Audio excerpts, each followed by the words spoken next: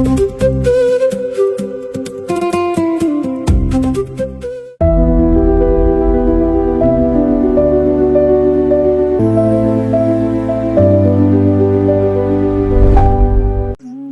ఊహించండి, మీరు డాన్స్ క్లాస్లో ఉన్నారు, మీ ముందు గురువు గారు ఉన్నారు, కానీ మీ పక్కనే ఒక స్మార్ట్ మిర్రర్ కూడా ఉంది.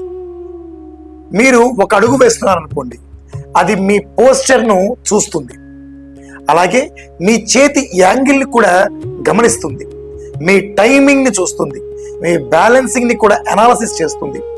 అంతేకాదు, నిన్న మీరు చేసినటువంటి ప్రాక్టీస్తో ఈరోజు ప్రాక్టీస్ని కంపేర్ చేసి మీ ప్రోగ్రెస్ని కూడా చూపిస్తుంది. ఇది వింటుంటే సైన్స్ ఫిక్షన్లా అనిపిస్తుందా?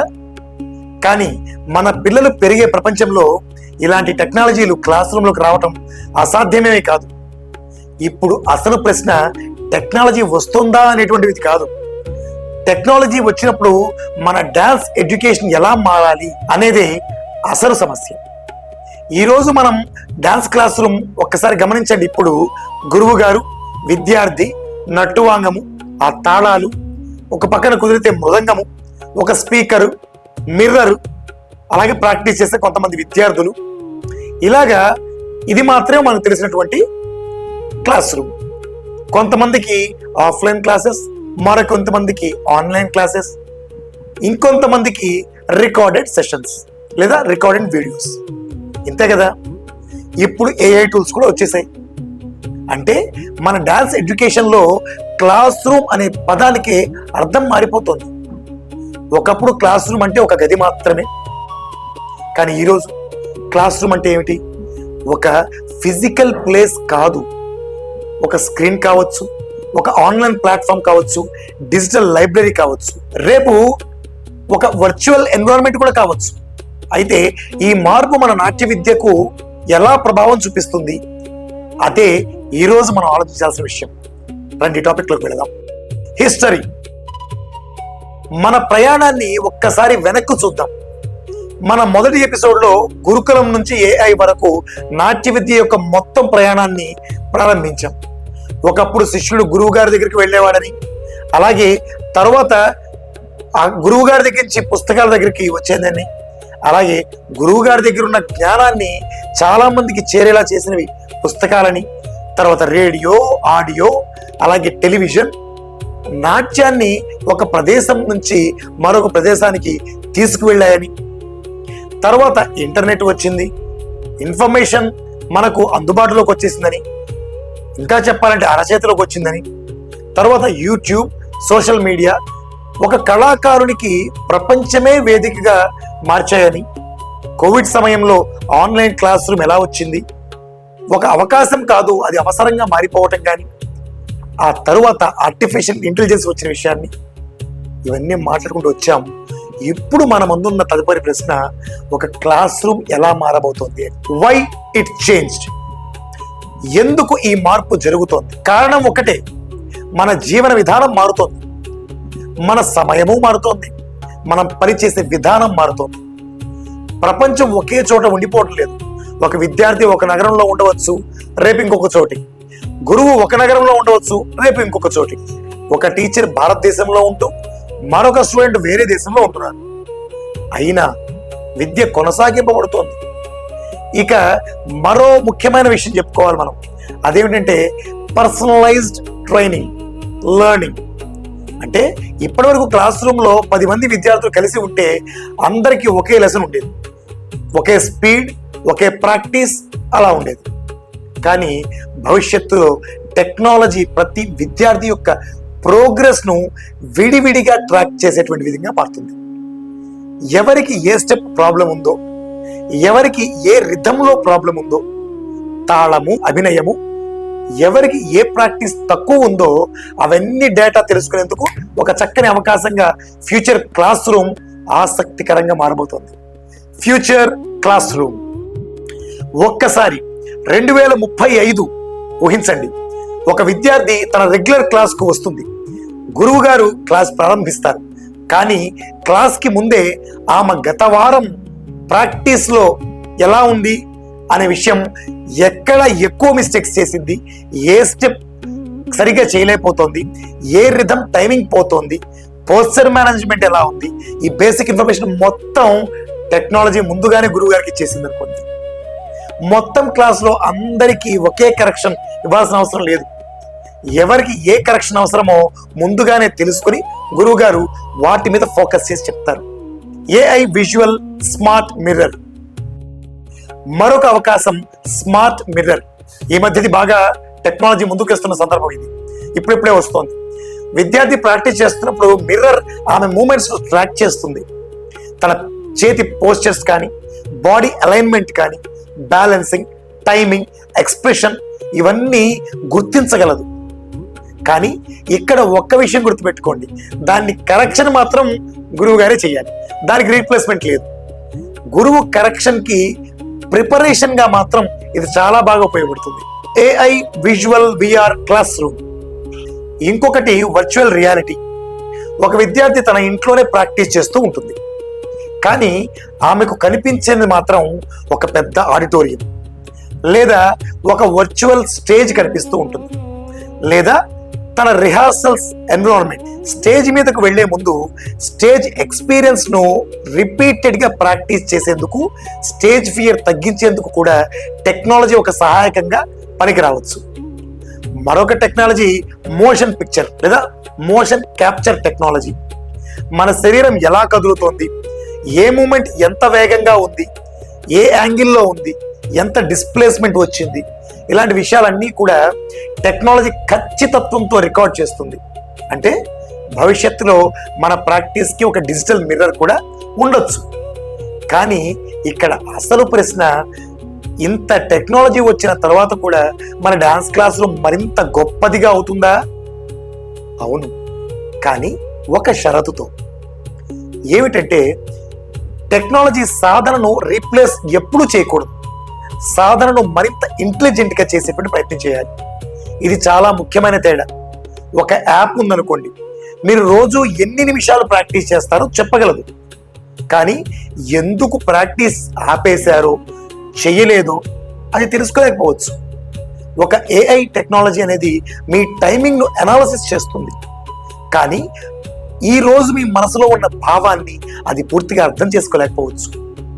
ఒక స్మార్ట్ మిర్రర్ మీ పోస్చర్ని చూపించవచ్చు, కానీ ఒక గురువు గారు అది ఎందుకు అలా ఉండాలి అనే అర్థం పూర్తిగా చెప్తారు. ఇక్కడే ఫ్యూచర్ క్లాస్ రూమ్లో టెక్నాలజీకి ఒక స్థానం ఉంది, గురువుకి అత్యంత ప్రాధాన్యమైన స్థానం ఉంది. ఇవి రెండింటిని ఒకటిగా చూడక్కర్లేదు, కలిపి చూస్తే సరిపోతుంది. Today's biggest mistake.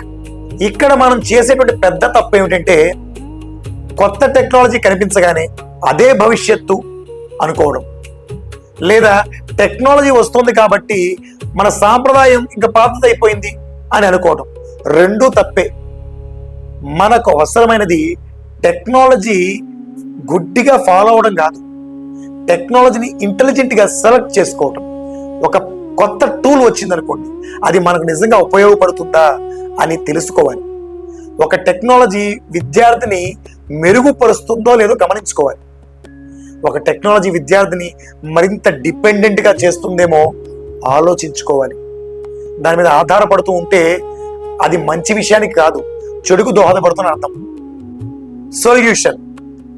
Future class room ఎలా ఉండాలి? నా దృష్టిలో భవిష్యత్తు డాన్స్ క్లాస్ రూమ్ అనేది టెక్నాలజీ వర్సెస్ ట్రెడిషన్ కానే కాదు, అది టెక్నాలజీ ప్లస్ ట్రెడిషన్ గా ఉండాలి. గురువు గారు ప్లస్ డిజిటల్ టూల్స్ అయి ఉండాలి, ప్రాక్టీస్ మరియు డేటా అయి ఉండాలి, అలాగే ఎక్స్పీరియన్స్, అలాగే ఇన్నోవేషన్. వీటన్నిటి కలయికగా టెక్నాలజీ మనకు వేగాన్ని ఇస్తుంది. గురువు గారు ఒక దిశను మనకు అలవాటు చేస్తారు. టెక్నాలజీ మన మిస్టేక్స్ ను గుర్తించడంలో సహాయపడుతుంది, కానీ ఆ మిస్టేక్స్ ఎందుకు వచ్చాయి, మీరు చేయాల్సింది ఏమిటనే విషయాన్ని గురువు గారే చెప్తారు. టెక్నాలజీ మన ప్రాక్టీస్ ను మెజర్ చేస్తుంది, కానీ ఆ ప్రయాణాన్ని మాత్రం మౌల్డ్ చేసేది మాత్రం గురువు గారి.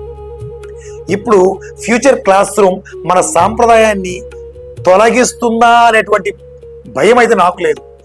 సాంప్రదాయాన్ని మరింత ముందుకు తీసుకెళ్లడంలో సహాయకారిగా ఉంటుంది. రుద్ర ఫిలాసఫీ.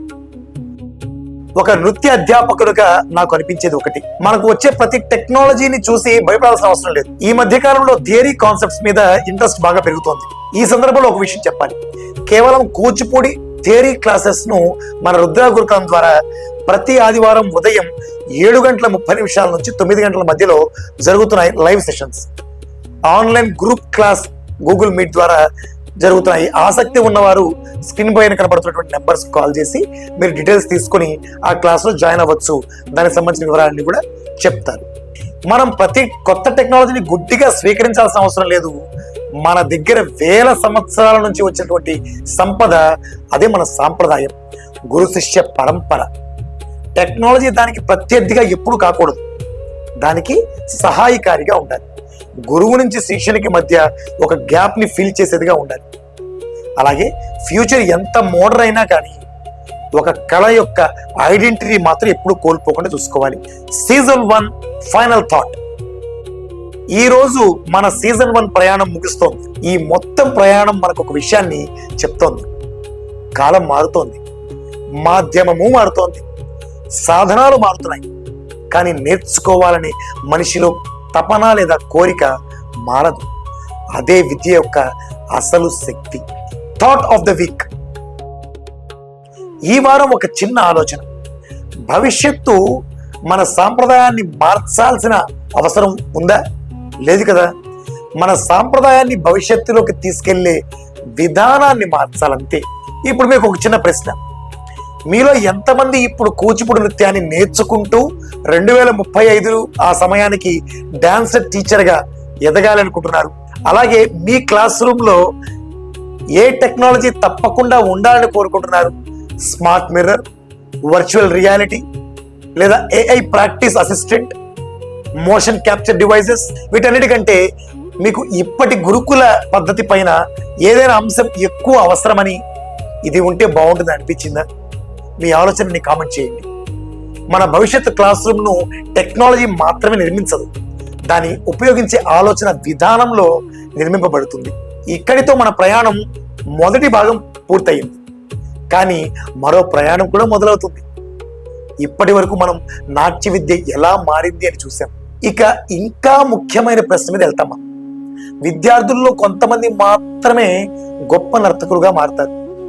ఒకే గురువు, ఒకే సిలబస్, ఒకే క్లాస్ రూమ్, ఆపర్చునిటీస్ ఒకేలా ఉంటాయి, అయినా ఫలితాలు మాత్రం వేరువేరుగా వస్తున్నాయి. ఎందుకు ఒక విద్యార్థి కొన్ని సంవత్సరాల తర్వాత అద్భుతమైన నర్తకుడిగా ఎదుగుతాడు, మరొక విద్యార్థి మధ్యలోనే ఆగిపోతాడు?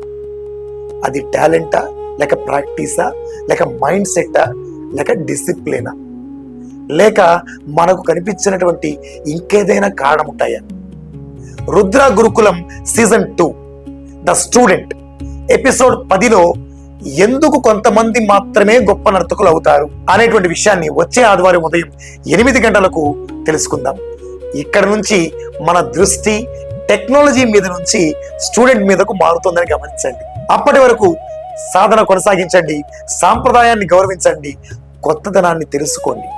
ఏది మారినా నేర్చుకోవడం మాత్రం ఆపకండి.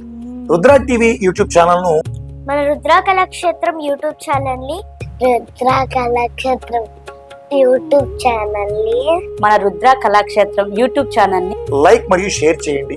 లైక్ చేయండి, షేర్ చేయండి, లైక్ చేయండి, షేర్ చేయండి, సబ్స్క్రైబ్ చేయండి. ధన్యవాదాలు. నమస్కారం అందరికీ. నాట్య విద్యకు నవయుగం ఇది రుద్ర